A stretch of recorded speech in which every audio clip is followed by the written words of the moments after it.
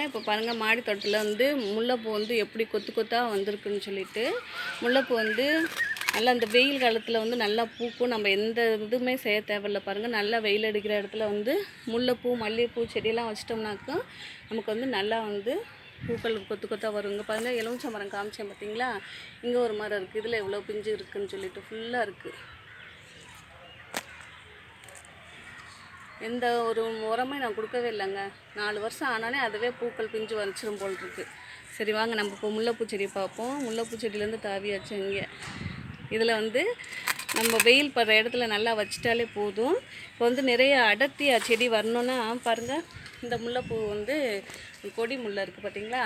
அது இந்த இடத்துல நான் கட் பண்ணி விட்டுருக்கேன் பாருங்கள். இதுலேருந்து எத்தனை கிளைகள் வந்திருக்குன்னு சொல்லிட்டு, புதிய தளிர்கள் எவ்வளோ வந்திருக்குன்னு பாருங்கள். இப்படி நம்ம கட் பண்ணி விட்டோம்னாக்கும் நல்லா செடியும் அடர்த்தியாக பெருசாக வளரும். நமக்கு வந்து பூக்கள் வந்து நிறையா கிடைக்கும். இதுவும் பாருங்கள், இது முல்லைப்பூ செடி. செடி முல்லை இருக்குது, கொடி முல்லை, இது வந்து நித்திய முல்லை இருக்குது. எல்லா முல்லைப்பூ செடி, மல்லிகைப்பூ செடிக்கும் இதே பராமரிப்பு தாங்க. நம்ம மாடி தோட்டத்தில் வளர்க்கும்போது நமக்கு ஈஸியாக வந்து வளரும். இந்த குச்சியை ஒடிச்சு நான் பதியம் போட்டாச்சு. அந்த குச்சியை நம்ம கீழே கூட போட தேவையில்ல. நம்ம அடுத்து ஊனி விட்டோம்னா நமக்கு பதியமாகவும் ரெடி ஆகும் பாருங்கள். வந்து ஒரு செடியிலேருந்து நிறைய செடிகள் உருவாக்க முடியும். நிறைய பேர் வந்து ரொம்ப ஃபீல் பண்ணுறாங்க, உங்களுக்கு வேறு வேலையே இல்லையா, அப்போ பார் செடி போட்டுக்கிட்டு மாடியில் நான் செடி வளர்க்குறேன், செடியை வச்சு தான் நான் சேனல் ரன் பண்ணுறேன். அதனால் விருப்பம் இருக்கவங்க பாருங்கள், விருப்பம் இல்லாதவங்க ஸ்கிப் பண்ணிவிட்டு போயிருங்கங்க. ரொம்ப நீங்கள் ஃபீல் பண்ண வேணாம், எனக்கு வேலை இருக்குமா இல்லையா அப்படின்னு சொல்லி நீங்கள் ஆராய்ச்சி பண்ண வேணாம்.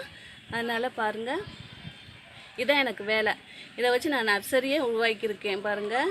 இதுலேருந்து நான் வந்து வருமானம் இதுலேருந்து எனக்கு வருது. நீங்கள் என்ன நினச்சாலும் சரி, நான் மாதத்தில் ஒரு 50 செடி 100 செடி சேல் பண்ணிடுவேங்க. அது வீட்டில் இருந்துக்கிட்டே நம்ம செய்ய முடியும். இது ஹோம் மேக்கர்ஸ் வந்து வீட்டில் இருந்துட்டு என்னால் வருமானம் செய்ய முடியல அப்படின்னு நினைக்கிறவங்களுக்கு நான் எப்படி பதியம் போடுறது என்ன ஏதுன்னு சொல்லி வந்து வீடியோ போட்டிருக்கேன். அதனால் இதில் ஆர்வம் உள்ளவங்க மட்டும் நம்ம சேனலை பார்த்தா போதும். மற்றவங்க கட்டாயமாக பார்க்க வேணாம், ஸ்கிப் பண்ணிவிட்டு போயிருங்க. இதுதான் எனக்கு வேலை.